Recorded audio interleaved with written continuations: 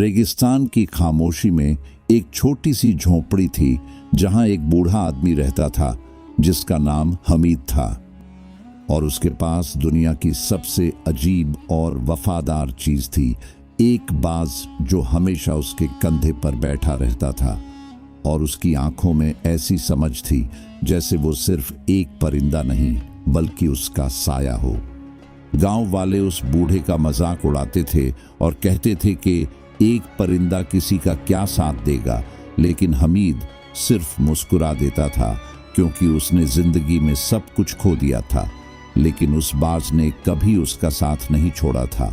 वो बाज उसके साथ तब से था जब हमीद ने उसे जख्मी हालत में रेगिस्तान से उठाया था और अपने हाथों से उसका इलाज किया था, और उस दिन के बाद वो कभी उससे जुदा नहीं हुआ। दिन गुजरते गए और दोनों की जिंदगी एक दूसरे के साथ बंधी हुई थी। जहां हमीद अपनी थोड़ी सी कमाई से गुजारा करता और बाज उसके लिए दूर दूर से छोटी मोटी चीजें लाकर देता, जैसे रोजी का एक छोटा सा जरिया हो। एक दिन गांव में एक अमीर सौदागर आया जिसके पास हर चीज थी, लेकिन जब उसने हमीद के बाज को देखा तो उसकी आंखों में लालच चमक उठी।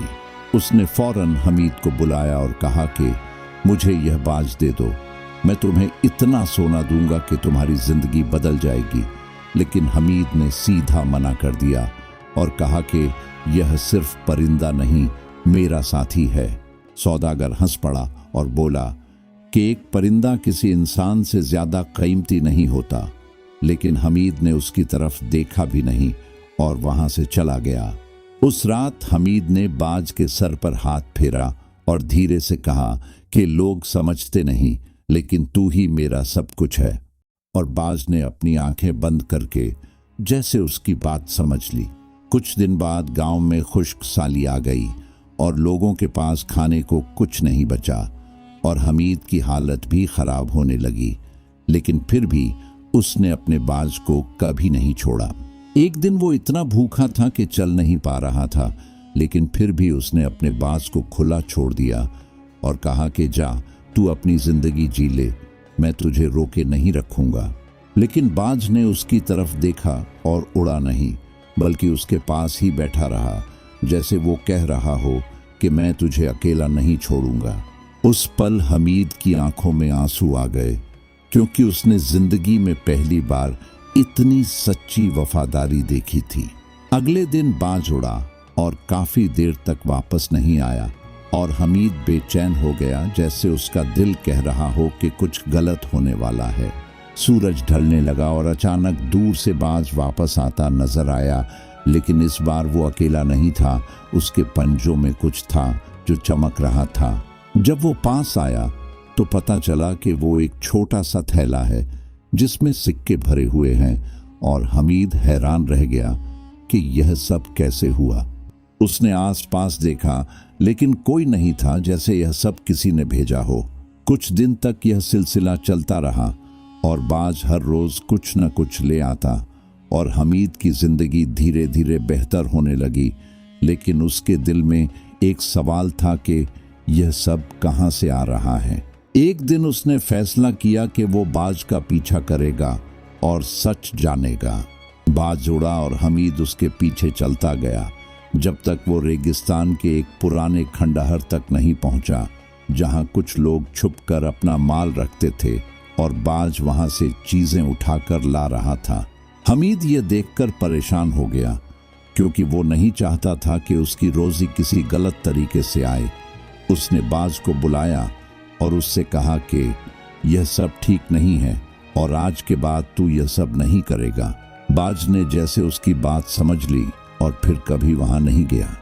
अब हमीद फिर से मुश्किल में आ गया, लेकिन इस बार उसके दिल में सुकून था, क्योंकि वो जानता था कि हलाल और हराम का फर्क क्या होता है। दिन गुजरते गए और एक दिन गांव में एक बड़ा हादसा हुआ, जहां सौदागर का सारा माल लूट लिया गया और वो बर्बाद हो गया। वो रोता हुआ हमीद के पास आया और बोला कि मैं सब खो चुका हूं, मुझे समझ नहीं आ रहा क्या करूं। और हमीद ने उसकी बात सुनी और अपने पास जो कुछ था उसमें से उसकी मदद की। सौदागर हैरान हो गया कि जिस आदमी को उसने कभी कुछ नहीं समझा था वो आज उसकी मदद कर रहा है।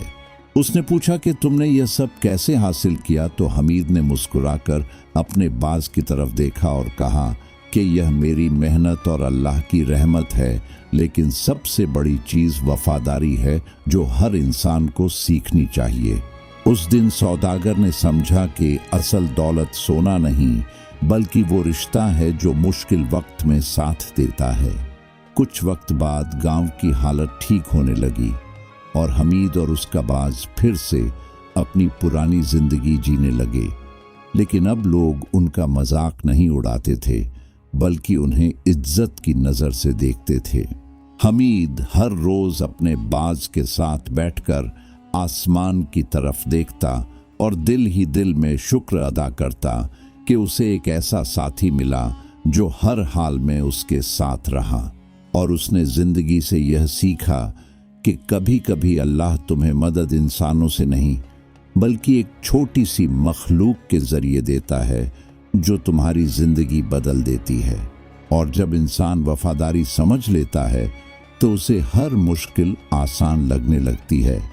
अगर आपको हमारी कहानी पसंद आई है तो हमारे चैनल को सब्सक्राइब करें और वीडियो को लाइक और शेयर ज़रूर करें। धन्यवाद।